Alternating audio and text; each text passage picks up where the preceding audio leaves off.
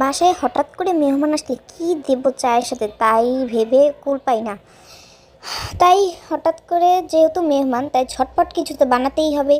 তাই সব সবজিগুলো কেটে নিয়েছি। এখানে বটবটি, কুমড়া, তারপরে আলু, বেগুন, আমার কাছে যে যে সবজিগুলো ছিল, আপনারা চাইলে যে যে সবজি আছে সেই সব সবজিগুলো নিয়ে নিতে পারেন। এখানে কিন্তু আমি গ্রেটারের সাহায্যে খুব সহজে তাড়াতাড়ি করে এই সবজিগুলোকে কেটে ধুয়ে নিয়েছি। এখানে আমি 2টা ডিম ফাটিয়ে নিচ্ছি, যেহেতু আমার সবজির পরিমাণটা একটু বেশি, তাই 2টো। আপনারা আপনাদের পরিমাণ অনুযায়ী ডিমটা দিবেন। এখানে আমি 1 মুঠ ভরে কি বলে এটাকে, পেঁয়াজ কুচি দিয়ে দিয়েছি, 1 মুঠ ভরে কাঁচা লঙ্কা কুচি, আর 1 মুঠ ভরে এই যে ধনেপাতা কুচি দিয়ে দিয়েছি। মেহমান তো মেহমানই ভাই, তাদেরকে স্পেশাল কিছু না দিলে তো আর বাড়ি যেয়ে প্রশংসা করবে কীভাবে, তাই না? তাই এখানে লবণ আর একটু হলুদের গুঁড়া, জিরের গুঁড়া, তারপরে গরম মশলার গুঁড়ো, এই যে লঙ্কার গুঁড়ো দিয়ে ভালো মতো মিক্সড করে নিতে হবে।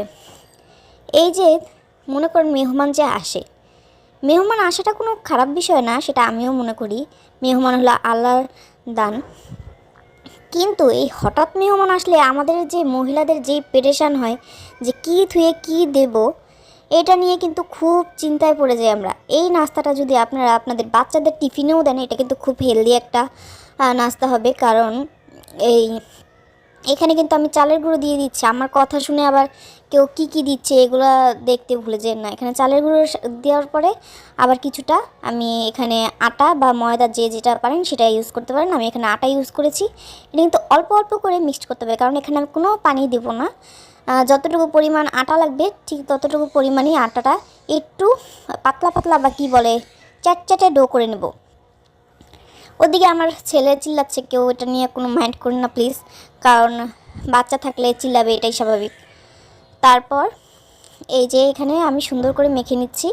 এটা কিন্তু বিকালের নাস্তা হিসেবেও খুব ভালো একটা খাবার হতে পারে। আর এই নাস্তাটা কিন্তু খুব হেলদি, যারা সবজি খেতে চায় না তাদের জন্য কিন্তু খুব ভালোভাবে এটাকে মানে এই প্রসেসে খাওয়ালে তারাও কিন্তু খুব পছন্দ হবে। এখানে কিন্তু আমার মাখামাখি শেষ।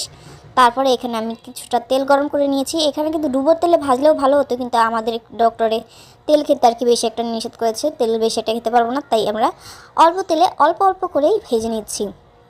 আপনারা চাইলে এখানে ডুবো তেলে ভাজতে পারেন, ডুবো তেলে ভাজলে অবশ্যই ভালো হবে। এবং এভাবে তেল দিয়ে ভাজলেও কিন্তু কম ভালো হবে না, কারণ ভাইরে ভাই তেলের যেই দাম, এইভাবে তেল অপচয় করলে পারা যাবে না। এই যে এক পাশটা হয়ে গেছে, আমি আরেক পাশটা উল্টে নিচ্ছি। এভাবে কিন্তু লাল লাল করে ভেজে নিতে হবে। এভাবে উল্টে পাল্টে ভালো করে ভাজার সাথে সাথে দেখবেন অনেক সুন্দর একটা স্মেল বের হয়। এই যে লাল লাল হয়ে গেছে, আমি এগুলোকে তুলে নিচ্ছি এবং বাকিগুলো কিন্তু আমি ভেজে নিয়েছি অফ ক্যামেরায়। এই যে এগুলো তোলা হয়ে গেছে, এই যে ফাইনাল লুক। ভাই অনেক গরম ছিল তাই ভেঙে দেখাতে পারছি না, কিন্তু